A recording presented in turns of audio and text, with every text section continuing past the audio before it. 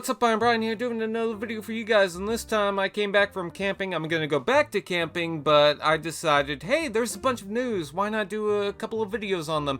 So I'm gonna separate this into two things. The first part is going to be just the random stuff, like the masterpiece, the missing link, and whatever.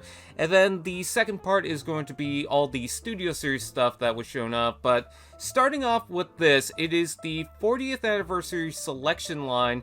It is part of the T-Spark series. This is the Lio Convoy, or Lio Prime, however you want to call it. And basically what they did was take the Legacy Evolution Lio Prime, or Lio Convoy, whatever you want to go with, and they decided to upgrade it. So they decided to upgrade the line mode to give it a nice pearly gold, but also change up the head. They give it the sharper spikes on the side. It looks more like the animation. And then for the robot mode, I think they cleaned up the colors. The white looks pretty good. They also changed out the paint scheme for the guns because the guns were just gold plastic, and these ones are black with the spots of red, and so I think that looks a lot better. I think the blades look a little longer. Maybe I'm wrong about that, but they do look better here. So, yeah, I think that if you don't have the original Lio Prime, this is definitely a good alternative, but I already have the Lio Prime. I don't feel like I have to upgrade it, especially considering that this is probably going to be more expensive to get out here in Canada, so I'm happy with mine, but if you want to go for that, here you go. Anyways, moving on, let's go ahead and take a look at the next figure. This is the Missing Link Bumblebee and the Missing Link Cliffjumper. And you're probably thinking, don't we already know this? We've seen it before, people already have it. These are going to be the anime colors, so it's going to be the more cartoonish style of the Bumblebee and the Cliffjumper, as opposed to the original, which was more kind of like the toy style of both characters, and my laptop decided to make a noise. But yeah, it's going for the more cartoonish look, which explains why Cliffjumper's legs are gray this time. I like the silver for the bazooka weapon. I like the gray for Bumblebee's little blaster. I like the head sculpt there. I think the colors are nice and bold here, so I like what I'm seeing, but if I didn't get the original ones, I don't feel like I'm missing out with this in particular. It's a nice alternative, but whichever one I get is whatever, Anyways, let's go ahead and move on to the masterpiece grade figure. This is going to be Hauler, which is actually no surprise considering that we already have the grapple, we already had the Inferno. So, of course, we get the grapple. I don't know if we ever got or Hauler, I should say. I don't know if we ever got the Artfire. I believe we did. Yes, we did get Artfire in the masterpiece. I was confused with the Selects one, but yeah. Anyway, so this is just basically going to be a green version of the grapple. I'm not seeing that screaming face like the Legacy line, but yeah, it should come with the same accessories. It's got that grapple claw thing that you could switch out for the arm. It's got the hook, which is very nicely chromed out. I think the color scheme is very nice on this toy in particular. But yeah, basically all the articulation points, the transformation, it's all going to be the same. Nothing really has changed here. But it's fine for a repaint. Anyways, moving on, we also have this. This is going to be a DiaClone crossover with Transformers, technically, because it's got the DiaClone drivers, so you can see that with the bike. I believe that little contraption there with the gun also has a driver there because it's got a little drone that will attach into the middle, but it also crosses over with Zoids.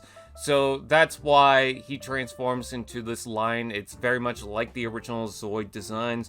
You could definitely see that with the vents on the side, and then the face has the cockpit, but it still has the big teeth. It still has the very animalistic limbs and the tail in the back. I used to watch the original Zoids when it was coming out for the international market. I actually had a few of the Zoid kits, but they were the smaller ones. So this kind of feels nostalgic to me. I also kind of like the robot mode. I mean, the body does feel chunky. I guess they really wanted to show off that collaboration with the torso, but I think the rest of them is fine. Apparently it's supposed to be Optimus Prime, so it's got that head, and then it's got the red in the limbs, and then mostly blue, so it's kind of like the Age of Extinction color scheme. But he also has this long, large rifle that he can hold, and I believe that he's got some sort of claw weapon that you can attach to the hand. This is all a pretty good kit, and I'm curious to see exactly how it works all together. I know there's a bunch of images showing exactly what it does, but to actually see a review of exactly what it does, I'm very curious about. Anyways, moving on, we also have this. This is the Reflector and Thundercracker multi-pack. Some people thought that it was going to be Skywar because in the silhouette images, it looked way too dark to be Thundercracker, but no, it's going to be Thundercracker, which, given the original cartoon series, that does make sense. So this is going to be that same Capture series that had the Megatron, Shockwave, and I think it was Soundwave multi-pack, as well as the, I think it was Mainframe, Jazz, and Optimus Prime multi-pack. So this is going to continue in the line of cartoon redecos of figures that we already have. So that is going to be the Earthrise Seeker as Thundercracker again. And I love what they're doing with the tail fins, the red, the white, the black. It just looks very nice. It's very classic to Thundercracker, but what I really love is what they're doing with Reflector. So it's going to be the 3 bots again. They're going to combine to form the camera, and yes, you could separate them to form those little pen-looking ships if you really want, but if you have all 3, you might as well get the camera mode. And you can see that all 3 guns will form the tripod. You can see that all 3 shields will form the lens. But not only that, they decide to give it the upgrade kit from one of the multi-packs for Reflector. So it's got the attachments for the top that you'll be able to plug onto the shoulder.